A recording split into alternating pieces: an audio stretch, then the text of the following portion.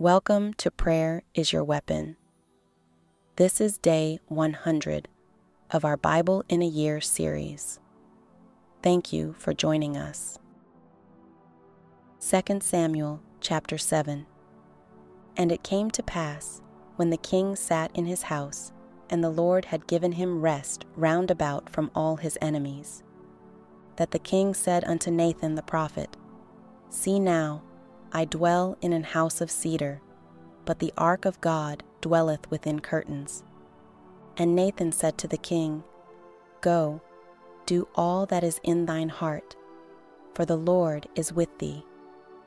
And it came to pass that night, that the word of the Lord came unto Nathan, saying, Go and tell my servant David, Thus saith the Lord, Shalt thou build me an house for me to dwell in?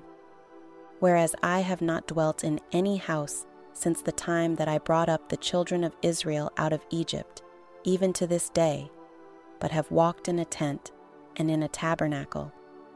In all the places wherein I have walked with all the children of Israel spake I a word with any of the tribes of Israel, whom I commanded to feed my people Israel, saying, Why build ye not me an house of cedar? Now therefore, so shalt thou say unto my servant David, Thus saith the Lord of hosts, I took thee from the sheepcote, from following the sheep, to be ruler over my people, over Israel. And I was with thee whithersoever thou wentest, and have cut off all thine enemies out of thy sight, and have made thee a great name, like unto the name of the great men that are in the earth. Moreover, I will appoint a place for my people Israel, and will plant them, that they may dwell in a place of their own, and move no more. Neither shall the children of wickedness afflict them any more, as before time, and as since the time that I commanded judges to be over my people Israel, and have caused thee to rest from all thine enemies. Also the Lord telleth thee that he will make thee an house. And when thy days be fulfilled, and thou shalt sleep with thy fathers, I will set up thy seed after thee, which shall proceed out of thy bowels, and I will establish his kingdom. He shall build an house for my name, and I will establish the throne of his kingdom forever. I will be his father, and he shall be my son. If he commit iniquity, I will chasten him with the rod of men, and with the stripes of the children of men. But my mercy shall not depart away from him, as I took it from Saul, whom I put away before thee. And thine house and thy kingdom shall be established forever before thee. Thy throne shall be established forever. According to all these words, and according to all this vision, so did Nathan speak unto David. Then went King David in, and sat before the Lord, and he said, Who am I, O Lord God? And what is my house, that thou hast brought me hitherto? And this was yet a small thing in thy sight, O Lord God. But thou hast spoken also of thy servant's house for a great while to come. And is this the manner of man, O Lord God? And what can David say more unto thee? For thou, Lord God, knowest thy servant. For thy word's sake, and according to thine own heart, hast thou done all these great things, to make thy servant know them. Wherefore thou art great, O Lord God. For there is none like thee, neither is there any God beside thee, according to all that we have heard with our ears. And what one nation in the earth is like thy people, even like Israel, whom God went to redeem for a people to himself, and to make him a name, and to do for you great things and terrible, for thy land, before thy people, which thou redeemedst to thee from Egypt, from the nations and their gods. For thou hast confirmed to thyself thy people Israel, to be a people unto thee forever. And thou, Lord, art become their God. And now, O Lord God, the word that thou hast spoken concerning thy servant, and concerning his house, establish it forever, and do as thou hast said. And let thy name be magnified forever, saying, "The Lord of hosts is the God over Israel, and let the house of thy servant David be established before thee.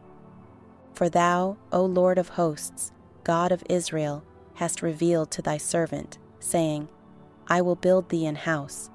Therefore hath thy servant found in his heart to pray this prayer unto thee. And now, O Lord God, thou art that God, and thy words be true, and thou hast promised this goodness unto thy servant. Therefore now let it please thee to bless the house of thy servant, that it may continue forever before thee. For thou, O Lord God, hast spoken it, and with thy blessing let the house of thy servant be blessed forever." Chapter 8. And after this it came to pass that David smote the Philistines and subdued them. And David took Methegama out of the hand of the Philistines. And he smote Moab, and measured them with a line, casting them down to the ground.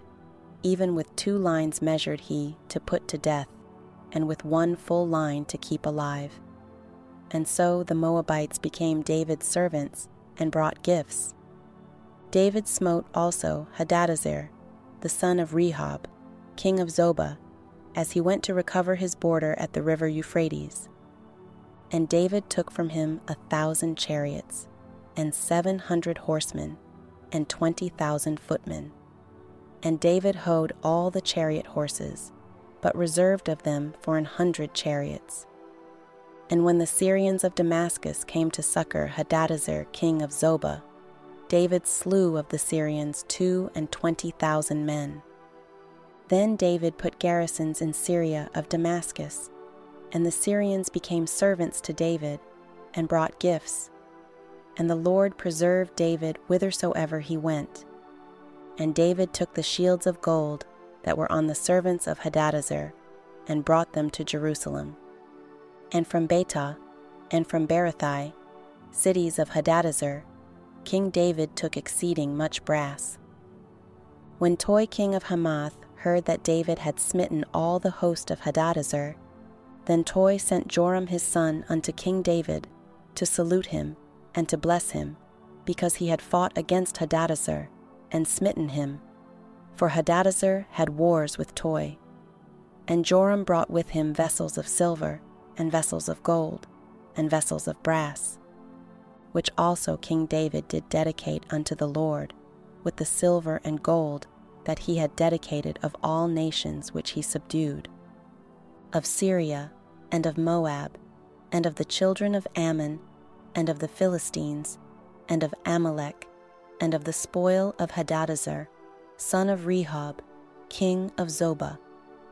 And David gat him a name when he returned from smiting of the Syrians in the valley of Salt, being 18,000 men.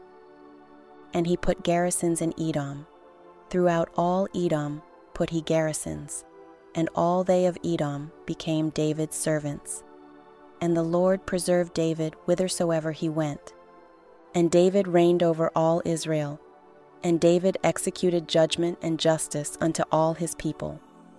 And Joab the son of Zeruiah was over the host, and Jehoshaphat the son of Ahilud was recorder, and Zadok the son of Ahitub, and Ahimelech the son of Abiathar were the priests, and Sariah was the scribe, and Benaiah the son of Jehoiada was over both the Cherethites and the Pelethites, and David's sons were chief rulers.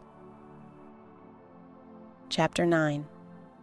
And David said, Is there yet any that is left of the house of Saul, that I may show him kindness for Jonathan's sake?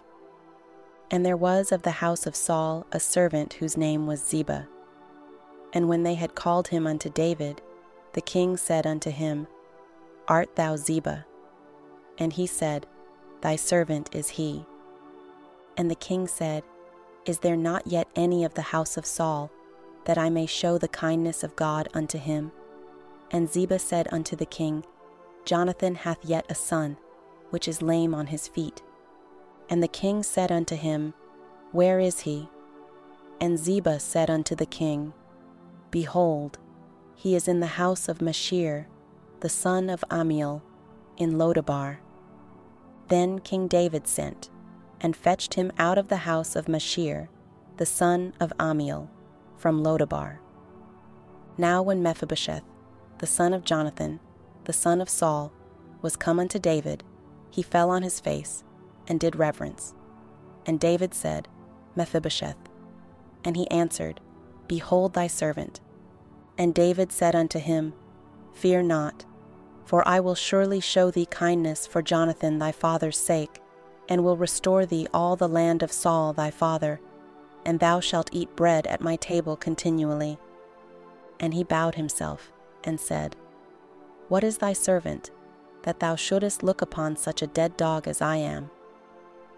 Then the king called to Ziba, Saul's servant, and said unto him, I have given unto thy master's son all that pertained to Saul, and to all his house.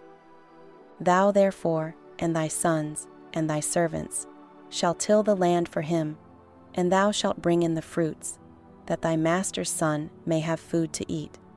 But Mephibosheth, thy master's son, shall eat bread alway at my table. Now Ziba had 15 sons and 20 servants. Then said Ziba unto the king, According to all that my lord the king hath commanded his servant, so shall thy servant do.